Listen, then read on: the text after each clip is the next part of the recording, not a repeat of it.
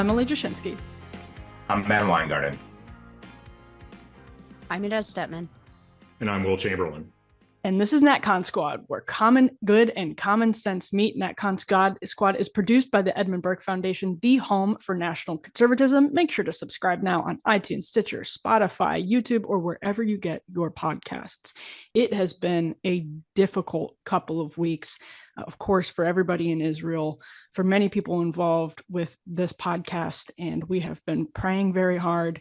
We are eager to bring you some programming today to break down all of the news that's elapsed since we last talked, and it is truly an incredible amount of news. I'm going to start by talking about actually something that's evolving as we are taping this on Tuesday morning, which is the speaker vote scheduled to happen in just a couple moments from when we're taping this. But obviously, there's a lot of chaos to talk about in the House of Representatives, maybe fun chaos, depending on your perspective.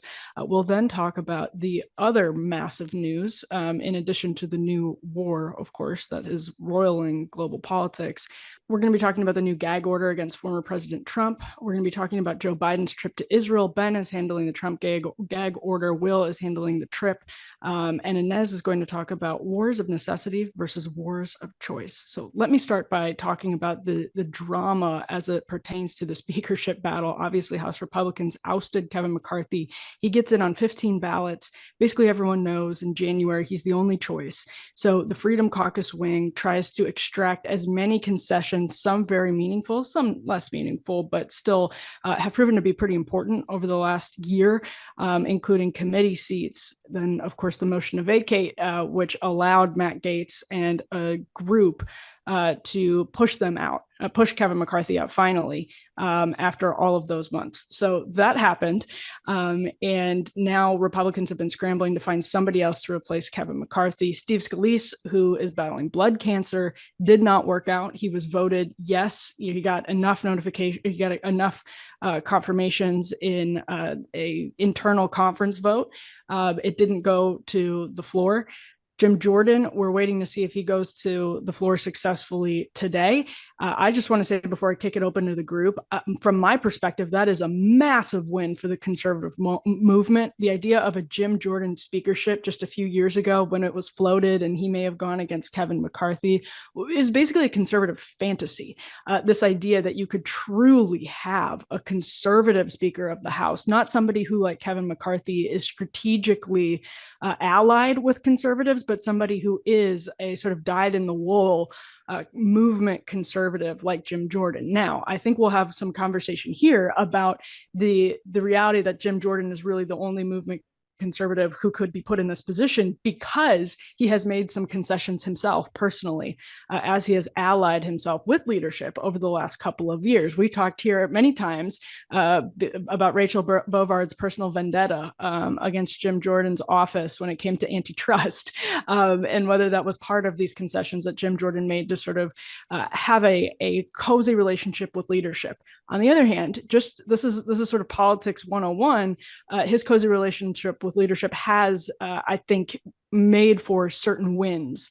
So you can't, it's almost like you can't have one without the other, but maybe some of you guys disagree with that. I think it is, for all of the different decisions Jim Jordan has made in the last couple of years, the person that Jim Jordan is overall in the aggregate as Speaker of the House is a big win for the conservative movement, because now the establishment and their allies are desperately fighting to have anyone but Jordan, because they know he's a threat to them, basically. Even if the conservative movement wishes he was a bigger threat, they know, that he at least threatens some of their monopoly on power on the leadership side in the House. So with that, I'll kick it open to the group. I got to say, first off, I'm very glad Elon Musk bought Twitter for a lot of reasons, but I think a Jim Jordan speakership would have been much more of a problem in a world where we still were dealing with this massive threat to free speech and social media. We're dealing with it somewhat, but the fact that we have one platform where we're basically set means that the rest of Jordan being good on a lot of other policies and the fact that he's not good on big tech will matter less, I guess would be the way to think about it. That said, I don't think he's actually going to do it. I mean, my reading on Twitter and from people I've talked to is he doesn't have the votes. There, it looks like he's going to get 5 no's, and I'm not surprised. Like, there is this moderate faction of the party that definitely feels very resentful of the way things have gone down, right? They didn't feel like they should have to give it up McCarthy.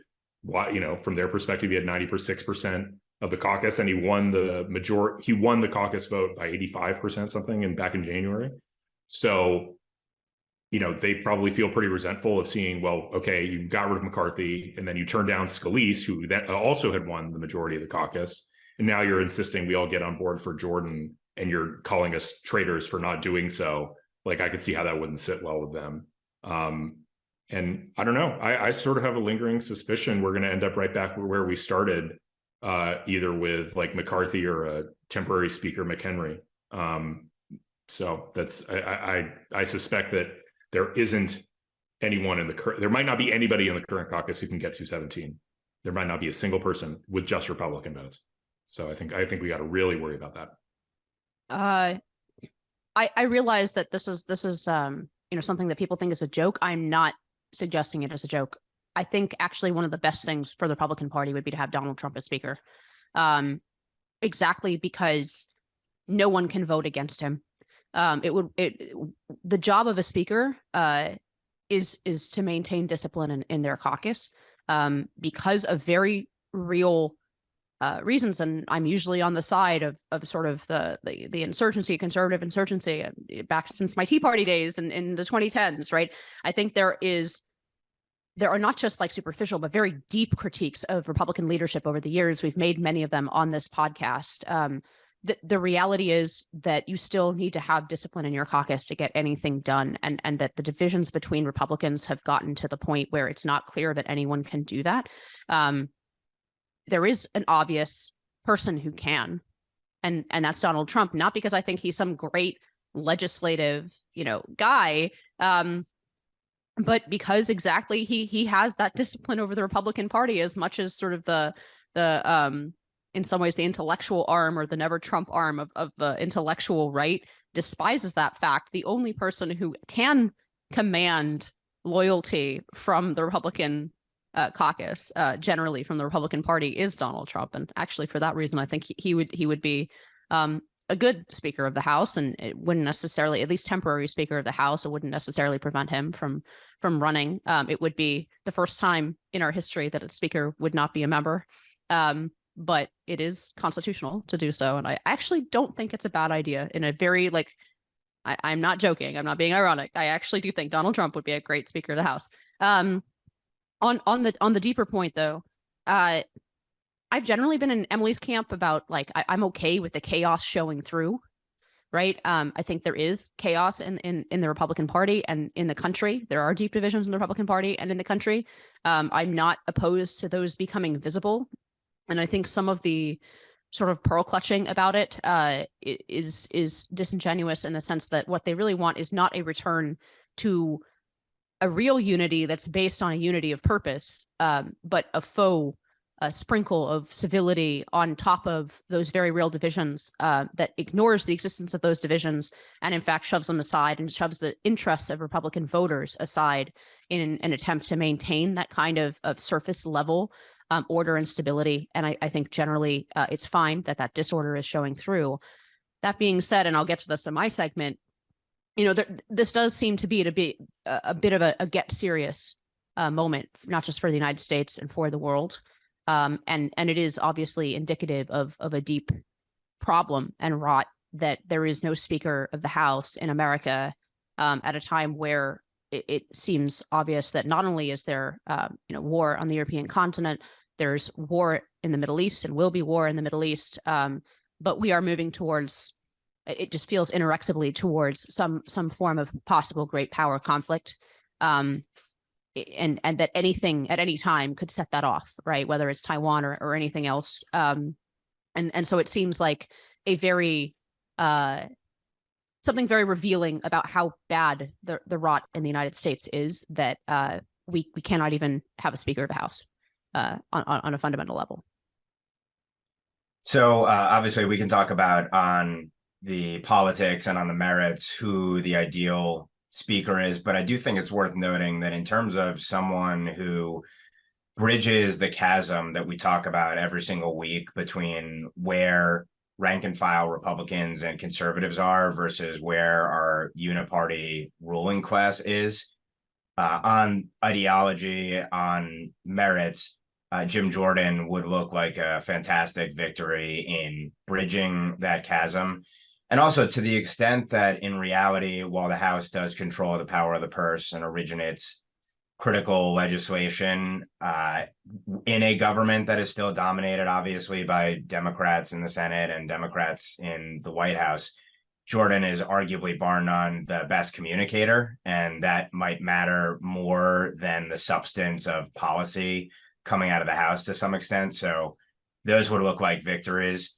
I make no predictions on how this is all going to go down. I've seen that Kevin McCarthy, I think, predicted that Jordan would be the speaker. Don't know if that's the case. There were interesting debates that were had that I heard among conservatives when I was down briefly in the swamp a week ago about some arguing that Scalise might have been better for the conservative movement because conservatives could kind of hold his feet to the fire and push him in directions that he might not otherwise want to go. But with a Jordan who's going to have to obviously make concessions to the so-called moderates and squishes, that's going to have to provide cover, unfortunately, for things that we don't want to swallow. So, we can debate all that.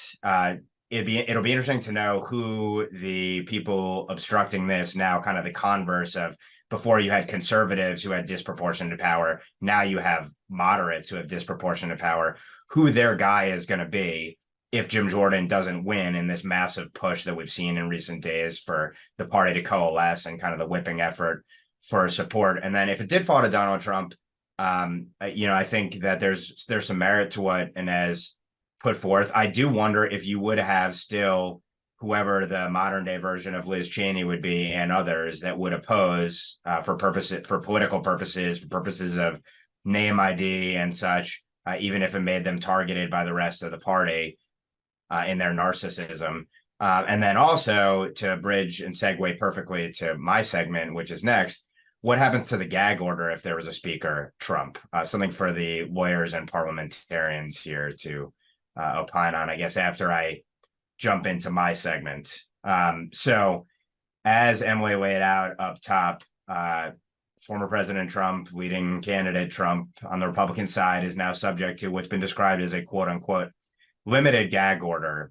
If you look at the precedent for gag orders, attempts to impose restrictions on speech of elected officials or serious candidates, this has, like everything else with regard to the lawfare against Donald Trump, broken precedent, created, by the way, all new precedent that we can imagine could be twisted and warped in horrific ways going forward, especially as our legal system circles the drain.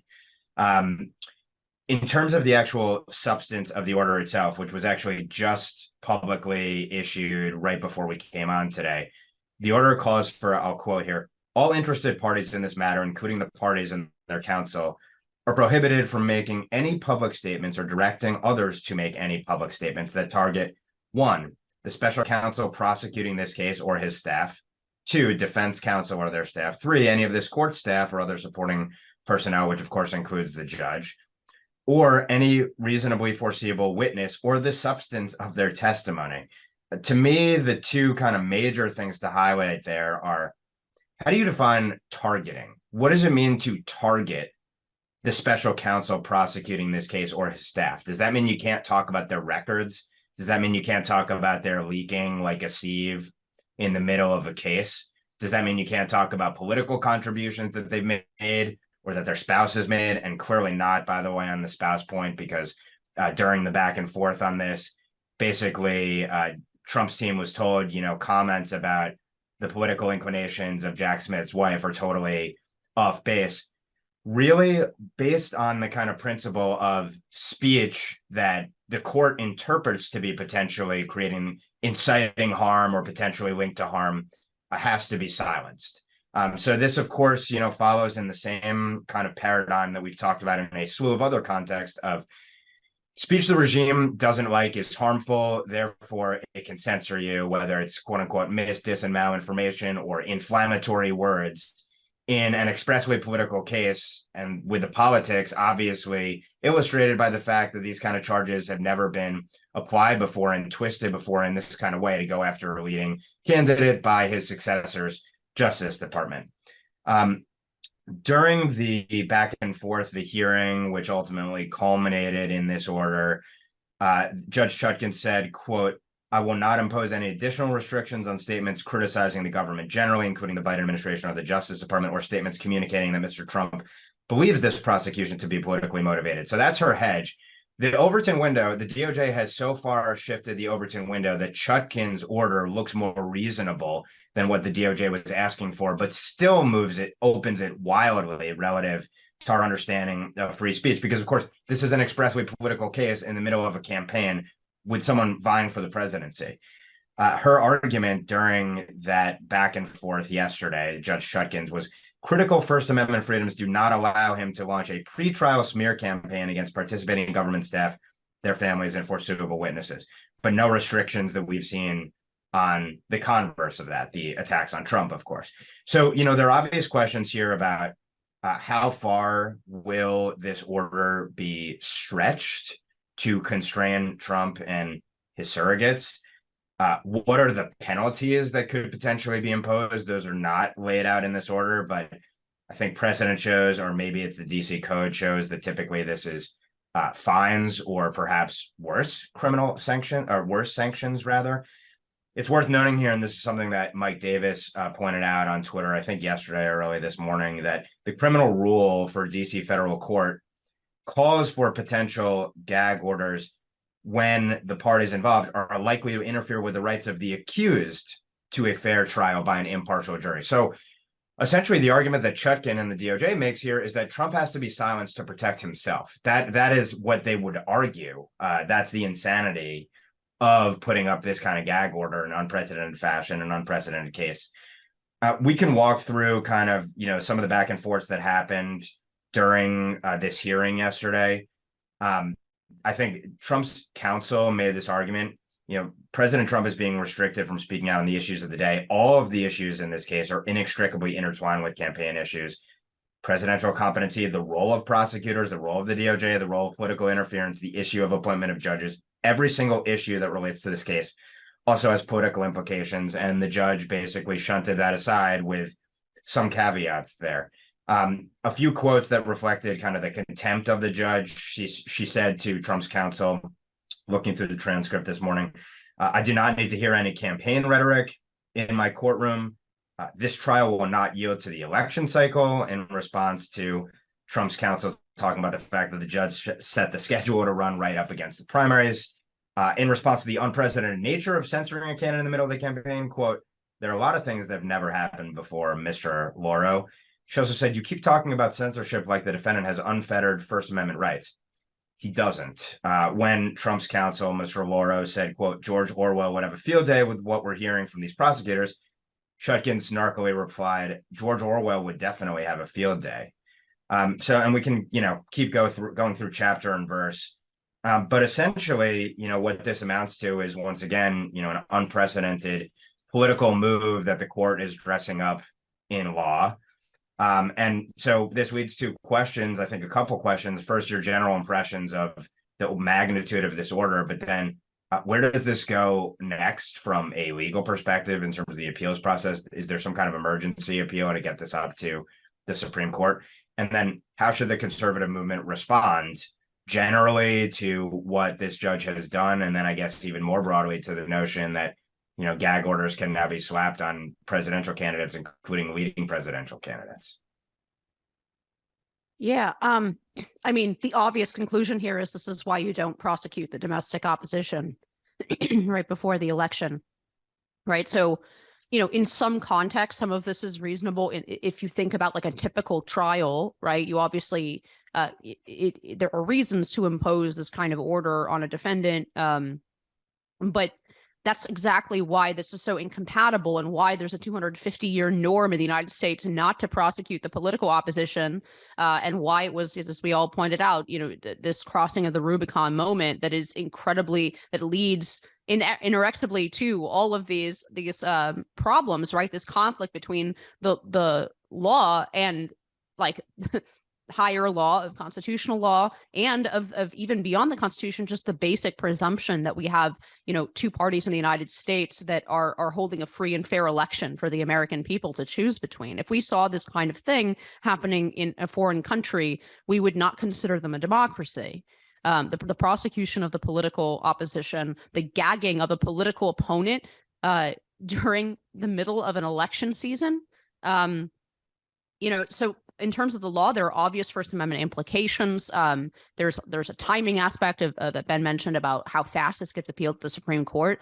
There's also the problem that courts, even if the First Amendment implications of this are clear, this is clearly a political issue, and courts have historically not wanted to dive in. And I'm sure Will can elaborate on this more, but courts historically have tried to avoid getting in the middle of clear political questions because of the nature of the balance of power between the judicial branch and the elected branches, right? The legislature and the presidency.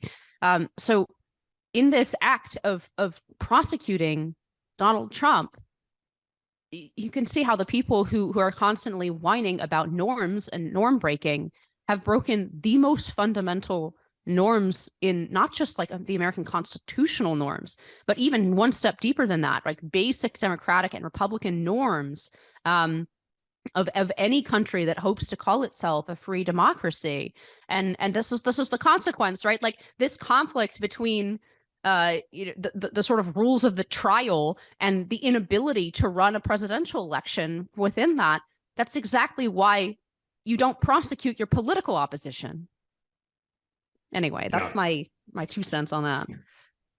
I'll try to be quick. So it's not, I guess I wouldn't say there's a political question issue because it's a battle between the executive, like the decision to prosecute is an executive one, but yeah, no, I'm not talking about the doctrine, by the way. I'm not, but I'm saying the general, so not the specific political questions doctrine, but the general reluctance from whence that doctrine springs to get involved in something that's so explicitly political. Sure. I think I'll make 2 very quick points. Beyond, obviously the appalling First Amendment implications of the order itself. The first is there's a very reasonable probability that Donald Trump can't comply with this order and as a result be remanded into custody. People need to think hard about, he needs to really realize he needs to keep his mouth shut. I've seen people say that he should defy this order. That's nonsense. You've never felt concentrated sovereignty like you have if you've been in front of a judge who has the ability to toss you in jail for contempt that very moment. Highly recommend he doesn't defy the order, and I worry that he won't be able to. Second thing, this is just part of the general path that we see that the odds that Trump is a convicted felon by the time of the general election next year is around 90%. It's appalling that they haven't, but I feel like they haven't checkmated. There's not a lot that can be done because even if there's an appeal on this gag order issue, there's not going to be a substantive appeal on the substantive case available until after sentencing. So the idea that, I am very, very, very worried about the consequences for our party more broadly and the possibility of just a massive Democratic sweep in 2024 as a result of the fact that they've got our guy in a situation where the likely nominee is also likely going to be a convicted felon at the time of the general election. And I don't know if the right has really fully grappled with that fact. And things get scary from there too. I was reading, I have a very quick point to make. I was reading a piece that Julie Kelly wrote, I think for Real Clear, about quotes from the judge check-in about Donald Trump that are just so unusual and irregular, even though that they're in the course of her duties as a judge in this particular case. There's just, it is pretty obvious that the spirit of the statute that creates grounds for recusal in those cases is being is very much in question when you read those quotes directly. And so the possibility that not only is he convicted felon, but he could actually serve time in any one of these cases. I think this case is particularly threatening.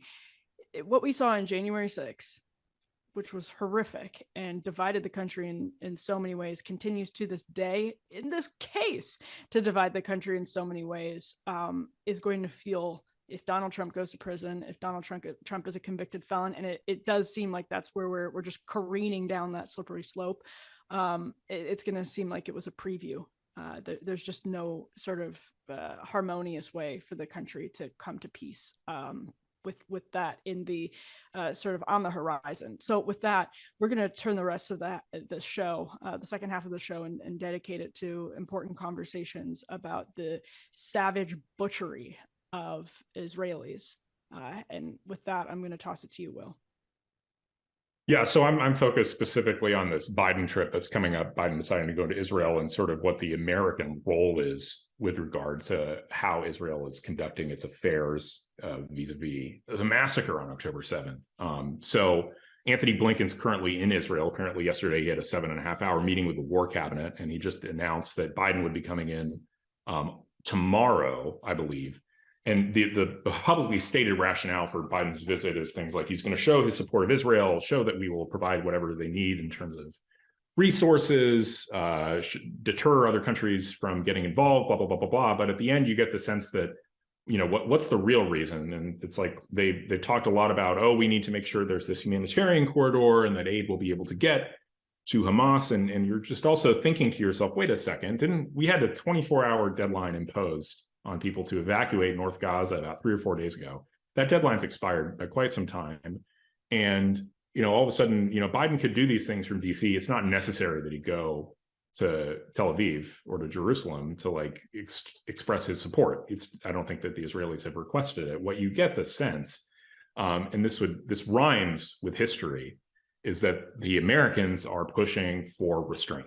Like I don't know if they're certainly not doing it publicly because I think it would be horribly unpopular. But the vibe I'm getting from reading the news is that the Americans are pushing for restraint. It's not the first time they've done that, potentially to Israel's detriment. I think historically the 1967 war is a really good example where, the Egyptian army the Egyptian Navy rather had blockaded the Straits of Tiran and blockaded Israel's access to the Red Sea. Clear act of war. Israel wanted to strike, and it was the United States that was trying to restrain them from doing so. I wouldn't be surprised if we're seeing something very similar right now, where the United States is trying to say, okay, well, you need to wait till every single civilian is out. You need to wait until, as long as it's necessary before you launch a grounded action. And the reason that's so troubling from the Israeli point of view, one would think, is because Gaza is a very dangerous place to invade. It's an urban area with a lot of sniper traps and hidey holes, and allowing Gaza to just chill and wait and prepare their defenses is a terrible idea and puts at risk Israeli lives. And the Israeli government's obvious first obligation is to look out for the well-being of their citizens and their soldiers. So I really am quite concerned about this and hope that there will be a pushback on the United States meddling in this, because I believe that the morally correct as well as the national conservative position on this is that Israel should be allowed to do what it will to respond to this horrible massacre on their civilians and to ensure that it doesn't happen again. And that the role of the United States should simply be go ahead, do what you will, do what you think is necessary. We are not going to sit here and try and constrain you in any way. That's what I think, and I'm happy to pass that on to the group. Yeah, and I know especially Ben has put a lot of thought into the question of Iran and Rob Malley, but it's just very, very hard, and it should be very hard for Americans to take seriously the position of the Biden administration when there are so many pieces of evidence that the sort of Iranian sympathizers who thought that they could usher in this new generation of foreign policy by having this sort of unusual, unorthodox approach to diplomacy in the Middle East, and particularly with Iran, are still running American foreign policy. I mean, Jake Sullivan himself is highly dubious given his own record of cavorting with such people and flirting with these ideas himself. So when you have reports like the one about Rob Malley and the incredible reporting from Tablet about how there's basically an Iranian spy network of people who are very sympathetic to Iran, within the Biden administration right now, people who are actually in the government right now, who are corresponding based on email evidence. Again, this is not pie in the sky, abstract theorizing, but email back and forth with people in the Iranian government about what they should do, should they go to this conference, et cetera, et cetera. That should make it very hard for Americans to trust, even if the Biden administration is saying something good publicly. Trusting that it should be very difficult for all of us. And I think that's a kind of scary place to be in, not just if you're Israel, but if you're Americans, given the sort of feel of almost 1913 that's in the air. Some people consider the 1930s that's in the air right now. And you look at some of the coalescing of major alliances, Russia, China, Iran, and where that's kind of on how that's unfolding at a pretty rapid and disturbing clip right now. Yeah, to put maybe a sharper jab on a more explicit jab on what Will was hinting at, it does seem interesting that people who generally are in favor of the United States having a smaller footprint in the world, non-interventionists, are here on the side of intervening to constrain Israeli action. There's a strange little irony there. Look, I think this shows that despite a very strong statement, actually surprisingly strong statement early on from the Biden administration and from other members of the Democratic Party, I would also say, like my mayor, Eric Adams, made a very, very strong and very morally clarifying statement after this attack. So there was sort of some Democratic officials pushing back against their left flank on this issue in a morally clear way. Nevertheless, this not just Democrats, but I think a large part of the foreign policy establishment, and I'll get to why I think that in a minute, but a large part of the former foreign policy establishment and unfortunately continuing foreign policy establishment does not seem to have learned much from the last 20 years. And here, I've on this podcast and elsewhere, I think I've been more open to the need for American intervention to protect what I see as American interests in different parts of the world than perhaps some of my co-panelists at times. But there is something that I think is the very clear lesson of the last 20 years, a deeper lesson about human civilization and politics, and that should be this fundamental idea that in fact, no, that the flame of liberty does not beat in or burn in every human heart, to paraphrase George W. Bush's early statements in terms of going into Iraq and Afghanistan, right? No, like trying to drag one level of civilization 300 years into the future, into Enlightenment policies that the West ourselves sometimes doubt now, is a complete failure. And if you don't understand the contours of this conflict, you cannot understand the contours of this conflict without understanding that Hamas has considerable support among Palestinians. So George W. Bush and Condi Rice came out in the last week and said essentially, and something that Israeli PR sometimes says as well, that essentially that Hamas is sort of a foreign dictatorship that does not represent the views of the people of Gaza. Now, I want to be very, very clear when I say that an election tomorrow in Gaza would likely elect Hamas, and that there's enormous support for what Hamas has done in Gaza, that does not obliterate the distinction between being a combatant and a civilian. So you can believe in the annihilation of Jews in Israel. That doesn't make you a combatant in the laws of war, right?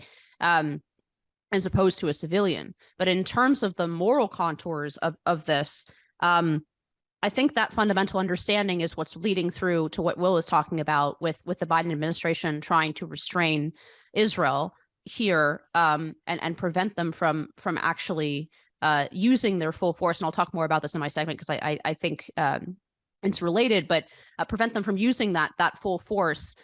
It is a lack of understanding, a lack of clarity about what the contours of this conflict actually are.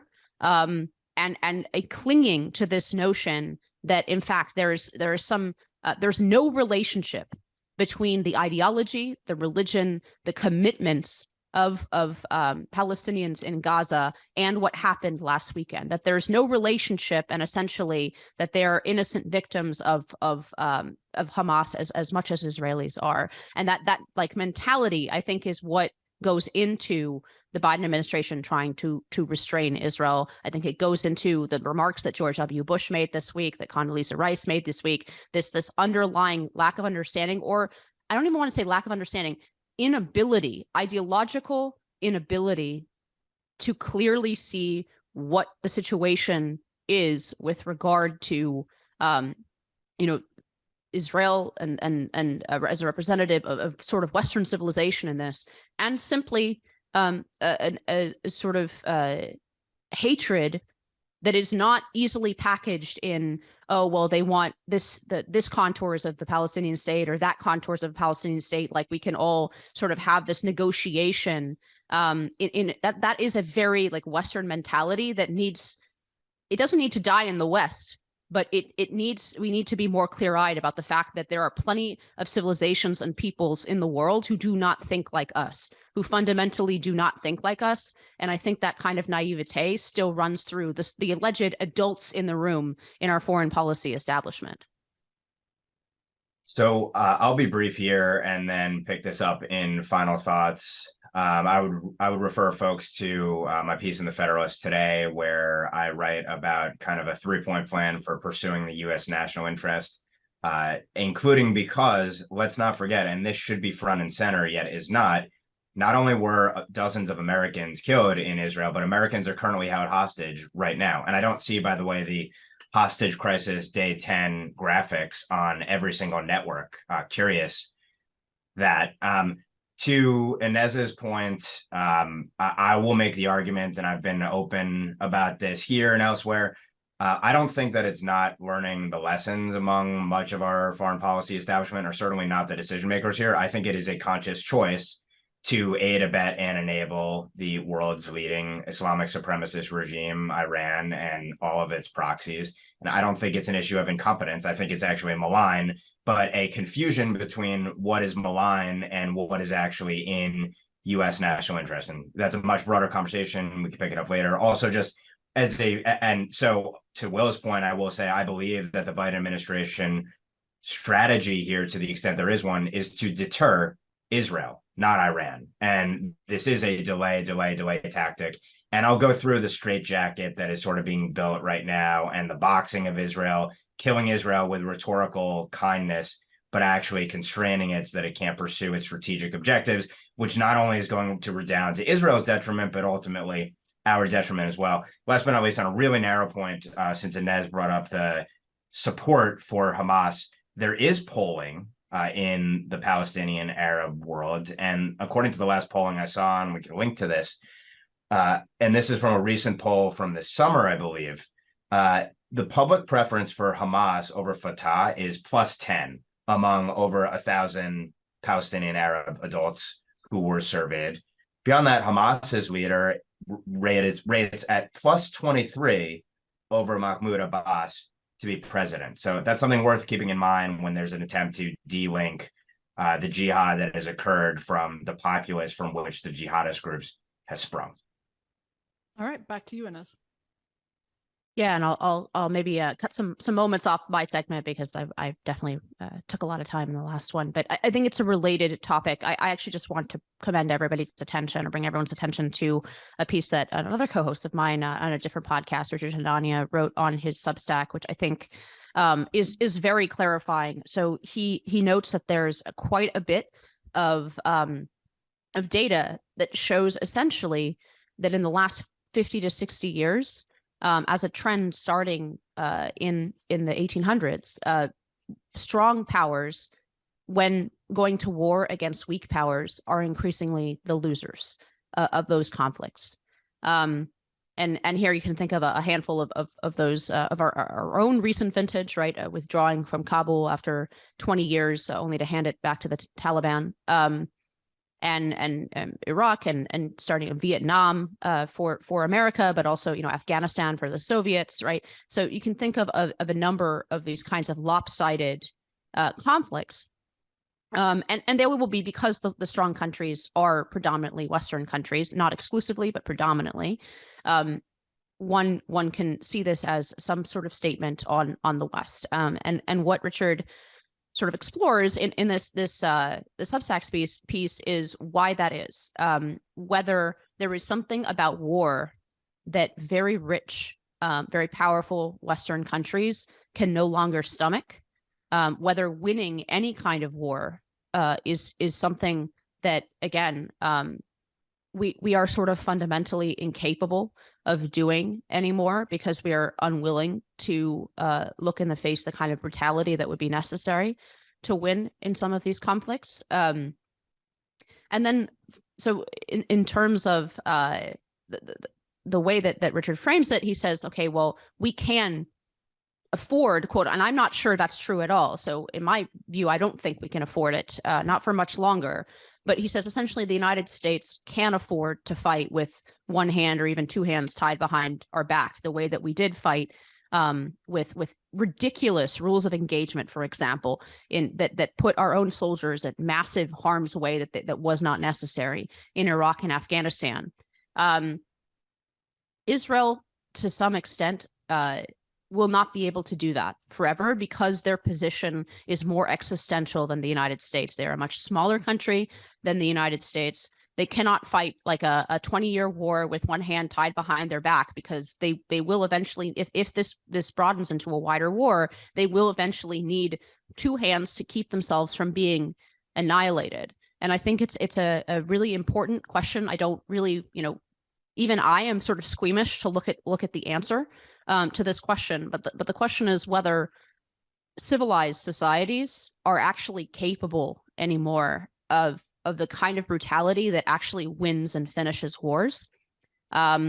Whether this is a result merely of, which itself is a big problem, right? But merely of this kind of suicidal leftist impulse that sees no moral difference, not only between Israel and Hamas, but between the Allies and the Axis in World War II, that we are just as bad because we firebombed Dresden and we dropped a bomb on Hiroshima.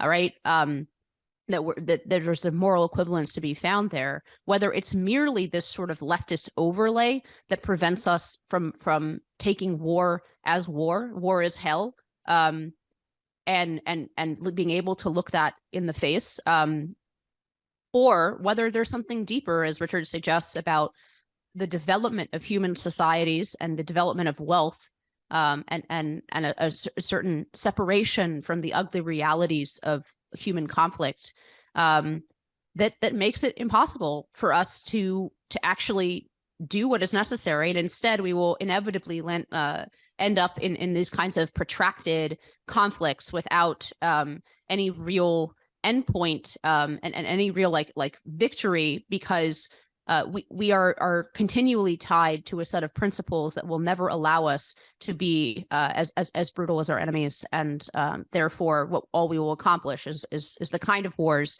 that have become historically common in the last 60 years. Anyway, I think it's a very provocative historical point to make. I think it's far from the only conclusion that one could put on that. But I'm really curious for what your thoughts are on, because I think it's the kind of question that we're going to have to confront. Israel is going to have to confront it in a much more existential way. But one thing that I disagree with Richard about is, it's obviously harming us as well.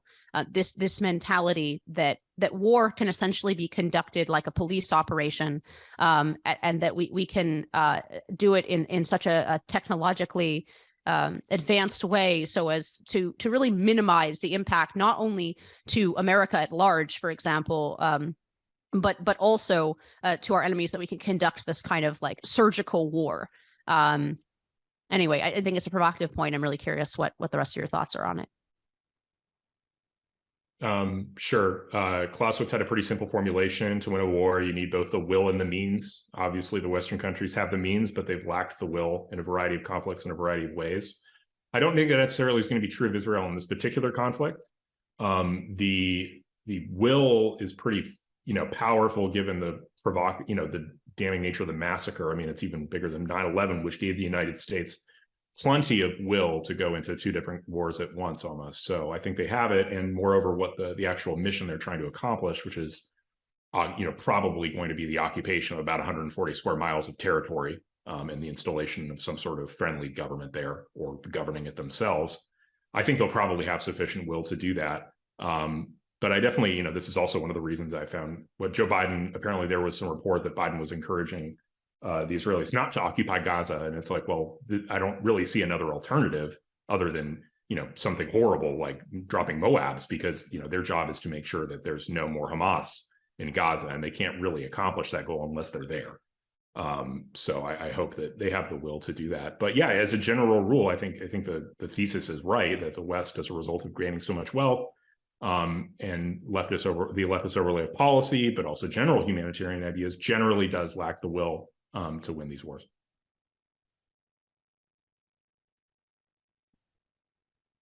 I was going to say, I think it's obviously true that the will has changed, and in some ways that's for the better. We would be stupid if we learned no lessons from the high-tech obliteration that occurred during World War I and World War II, which obviously changed the way. There are all kinds of new, Geneva Conventions, which are invoked all of the time in the Israel-Palestine conflict. Obviously, whether you think they're good or bad, they were an attempt to codify some big questions as the sort of liberal democracies emerged.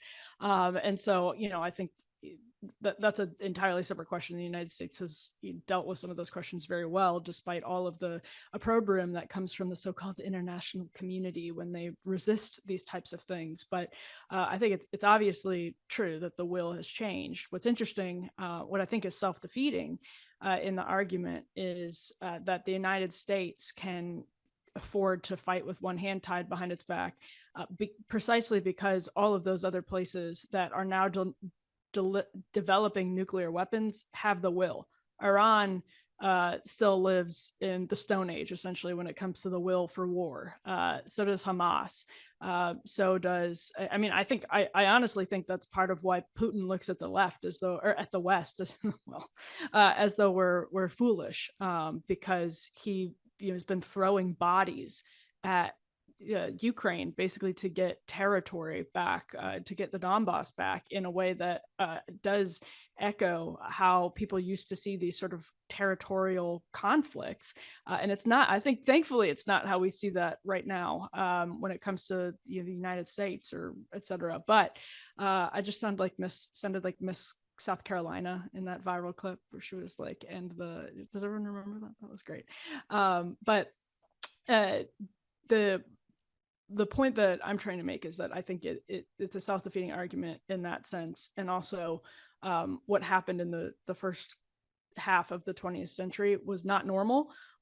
It was probably more normal than the liberal rules of war that we've developed since, in that, if you look at from Japan to Germany, to the Soviet Union, the way they felt about some of these questions is very different than what it is now. But that was high-tech warfare like the world had never, ever seen before. And we've learned some important lessons since then.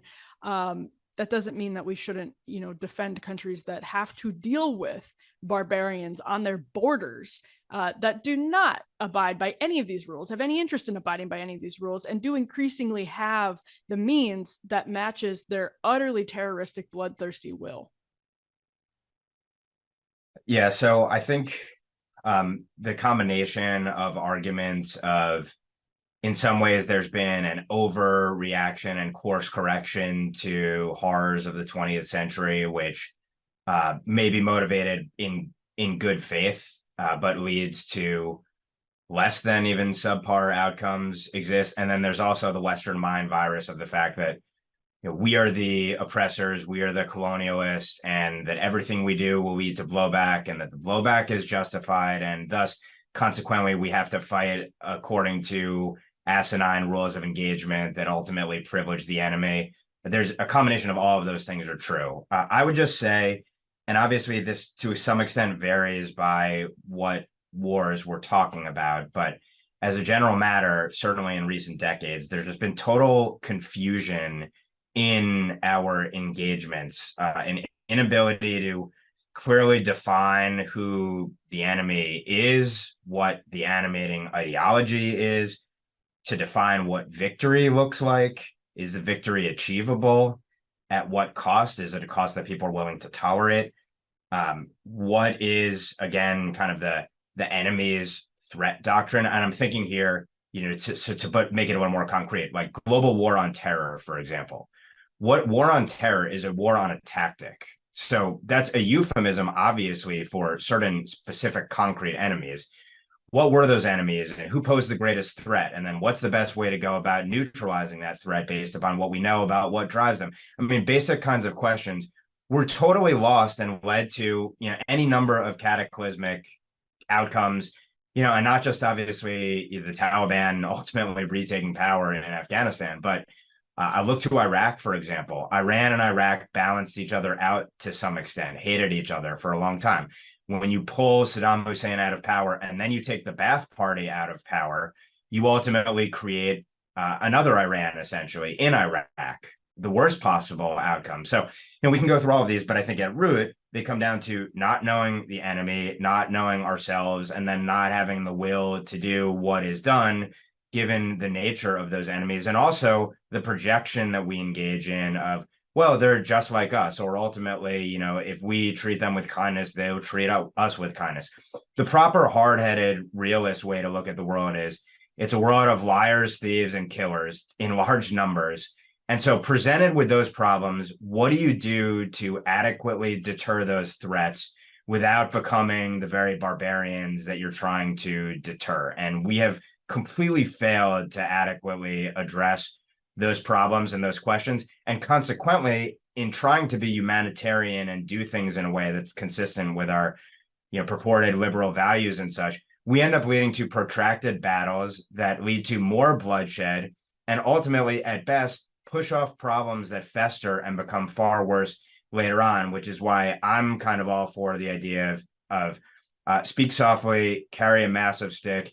If you're going to engage in absolutely overwhelming force very quickly and then get out, but as a message to the enemy to stand down. And obviously, I would argue we had 40 years of this under Donald Trump, and look at the result. And if we want to talk about current ongoing situations, striking Qasem Soleimani did not lead to nuclear war with Iran. Moving the embassy to Jerusalem did not lead to the Arab streets overflowing en masse. And, we had Arab-Israeli accords coming together in that environment. So that's a testament to what I would call a Jeane Kirkpatrickian like national security and foreign policy. And obviously we have the exact opposite of that now. Yes, accords that may not have led to bloodshed had the Biden administration had a spine quite as stiff as the Trump administration had on these issues. So we're now moving to final thoughts. I'm going to just go really quickly because I have two fast points. One is that decolonization, there's been a lot of ink shed by some really smart people, including Chris Rufo, on this point recently. But obviously, if you genuinely and want to empower Hamas and sympathize with Hamas, you don't actually believe in decolonization because you just agree with the abstract construct of oppressor versus oppressed. You have no idea what the hell you're talking about, because if you did, you would sort of recognize what you were supporting. And there are a lot of people in this country that do sympathize with Hamas. I don't want to downplay that at all. It's shocking the degree to what that exists, the degree to how that exists in this country. On the other hand, it is also shocking how stupid people are about their own purported ideologies that they have used to bulldoze American culture with. Because if you really believe in decolonization, you do agree with Hamas that it's from the river to the sea. And that is, if you want to, there's a shocking number of people who want to say yes to that question, and a shocking number of people who just have legitimately no idea that that's ultimately what they support while they're bulldozing our culture. Second point quickly is that the speaker battle, I think is overplayed here in Washington, overstated here in Washington. I think people are disproportionately obsessed with it relative to the public, that I don't think at any given time really cares that much who the Speaker of the House is, even knows that much about who the Speaker Speaker of the House is. At the same time, I would say it is relevant and worthwhile because the sort of shock troops of the conservative movement on Capitol Hill are fighting really hard. And it's just interesting and important to see how that battle plays out, because it's a question of whether they're fully allowed to, quote, represent their constituents in the House of Representatives. The New York Times interesting article is sort of decrying that Jim Jordan would unleash the rage of the party's base voters. I think that's almost an exact quote from the article, which is just amazing because, again, these people serve in the House of Representatives. It is not the Senate. It is part of the constitutional Republican system. They should be allowed. In fact, they need to. They are obligated to, quote, represent the will of their voters, even when it's unpleasant here in DC. And I think that's partially what's being tested. And these members do kind of lay the groundwork for some big wins when they do happen, when they can happen. And so I don't think you would have had, for instance, the Obamacare battle maybe going exactly the way it did if you had a Speaker Jim Jordan as opposed to a Speaker Paul Ryan. So these things are important, even if they're not directly relevant, but it maybe is being overstated. I'll turn this to the group now as well. I just maybe follow up on Emily's point and say this to me is a case of quote, the woke more correct than the mainstream. When they say this is what decolonialization means, they're correct, right? It is the reflexive identification with essentially whoever is the higher in the oppressed chart, and the idea that any kind of self-defense or self-determination by Western powers, or more specifically by disfavored races within the domestic context, is illegitimate, right? Is always and forever illegitimate, no matter how much violence is flowing the opposite direction. And we know that they're not averse to violence. We already knew that domestically in 2020, right? We know that they don't believe in forswearing violence as long as it's in favor of their protected oppressed classes and against those who they would deem as inherently the oppressors, whether that's Israelis, or whether that's white Americans in the domestic context, whether it's Americans ourselves, whether it's Westerners. There is a logic to the madness, the seeming contradiction between the obvious surface level contradictions of like the queers for Palestine or whatever it is, right? Those are easy to point out and fun to point out, but I do think there is a deeper connection here, and that deeper connection is the view that anything that is pro-Western, pro-American, right, is inherently illegitimate. And a final point on that is simply, I as somebody who obviously supports very strongly, some limited American help in this situation. Certainly, I think we should be Israel's friend, as they have been to us in this conflict. But I understand some of the resentment from people, not because Israel is any less correct in this conflict, but because I can understand a resentment that we couldn't muster this for ourselves, right? This response that people are finally getting, fired from positions and universities for they have been advocating, in many ways, direct violence against Americans, against ourselves, against white people, right? And none of that engendered this kind of response. And similarly in Western Europe, right? Now they may perhaps have a very long overdue, serious mainstream conversation about whether, how many millions of migrants with these views they want to import. But it says something that we couldn't have this conversation before this foreign conflict. And to that extent, I understand some of the resentment saying, why could we not muster these antibodies? I think Jeremy last week was making some of these points, right? Why could we not muster these antibodies for ourselves? And I think it does go to some of the questions I raised in my segment. I think they are the questions raised by Douglas Murray in his book, The Suicide of the West, right? at some point, we are going to have to come into head-on-head collision with people who simply do not believe, even if we have a much bigger buffer of both wealth and geography than Israelis do, we are going to have to come into direct contact with this question of what percentage of our society simply does not believe in our own moral right to exist as America, right? I think that's unavoidable in the same way that it's unavoidable in a much more kinetic way in Israel right now.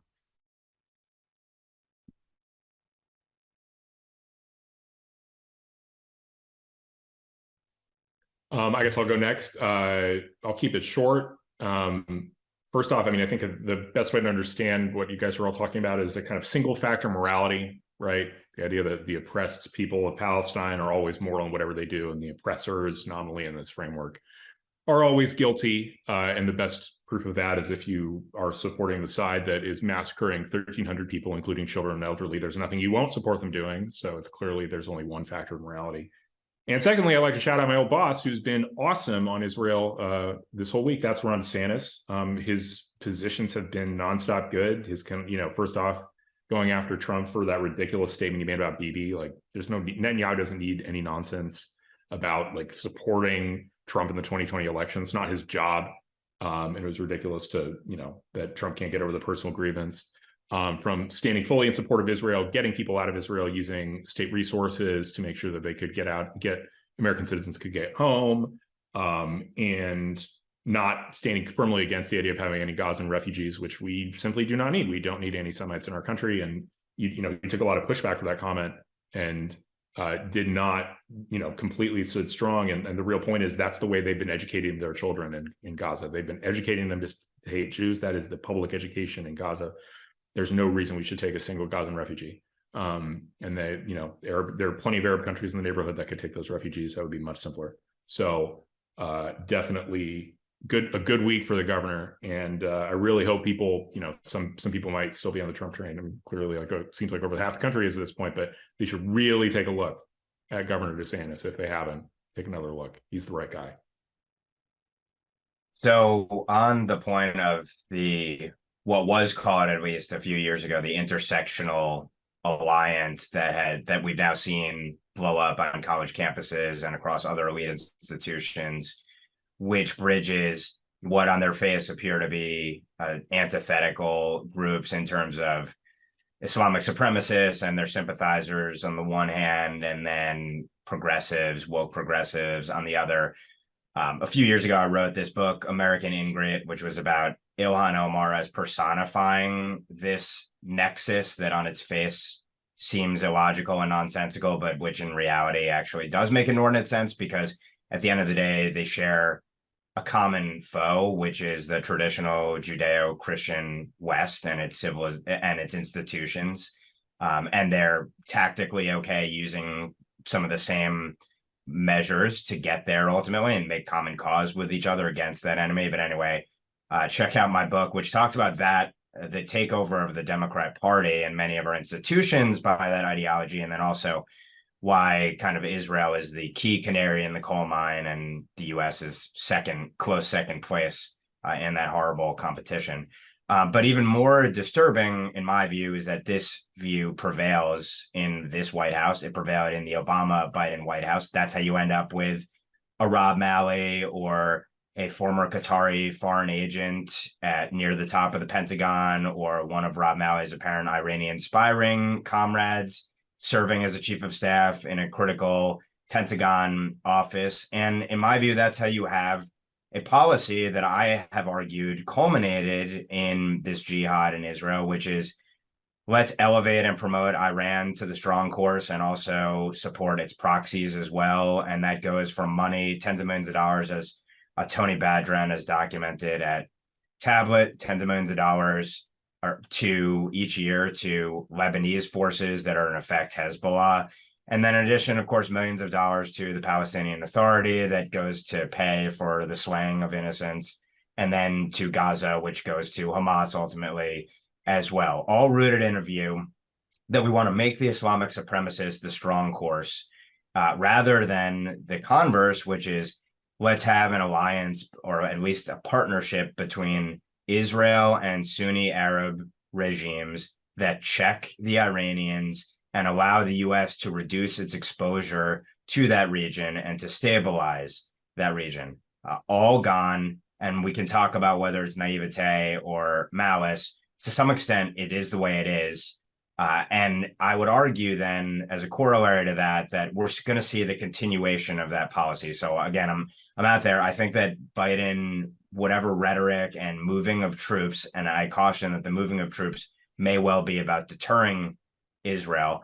In my view, there's a suffocating bear hug coming. It's the same bear hug that came with Barack Obama agreeing to the billions of dollars in aid annually to Israel to constrain it from potentially striking at Iranian targets to protect itself during his presidency and then thereafter.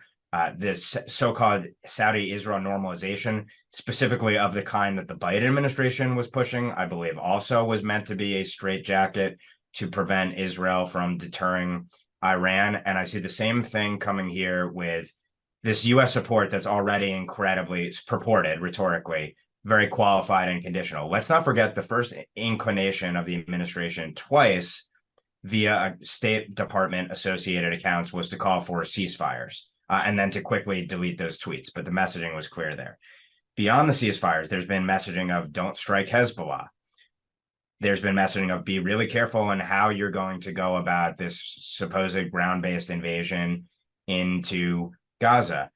As Will noted, don't dare occupy it or even consider re-annexing it, etc. So whatever war is coming is going to be fought explicitly on the Biden administration's terms if it gets its druthers. And I suspect those are going to be incredibly constraining terms that may well prevent Israel from doing what it needs to do to protect itself. And again, counterintuitively leads to far worse bloodshed and chaos down the road. There's also, of course, the perpetual effort to de-link the attacks from Iran, with administration officials twisting themselves in pretzels to defend that, even above what the New York Times has reported about it. There's the defense of the $6 billion, the shiny object in all of this, that, not a penny of it's going to be touched by jihadists, essentially. It's also worth noting, a really small point here, but when Blinken has been overseas, Blinken actually met with a group called Brothers in Arms in Israel, which was an explicit opposition group of IDF reservists who played a seminal role in fomenting the opposition to and protest of Benjamin Netanyahu over judicial reform. And the Biden administration itself backed some of the left-wing groups in Israel that were pushing to topple Bibi. The Biden administration has always been hostile towards this government and rhetorically opposed it, wouldn't meet with Benjamin Netanyahu in Washington, D.C. So the notion that all of that policy is going to be thrown out the window, I think, is farcical. Again, I presented in The Federalist what the U.S. national interest demands: secure our homeland, stop, basically decouple from jihadists or jihadist supporting regimes or entities or their partners, so do no harm. And then last but not least, give Israel the freedom to do what it feels it must to defend its security and its sovereignty as well. That, to me, is the national interest-oriented response, which allows Israel to do what it needs to do and ultimately redounds to the benefit of our interest and explicitly keeps American boots far, far away from a potentially explosive situation. So that's my 2 cents. All right. Well, on behalf of Ben, Inez, and Will, thank you all so much for tuning in. I'm Emily Jashinsky. We will be praying for Israel, and we will see you at the next NatCon Squad.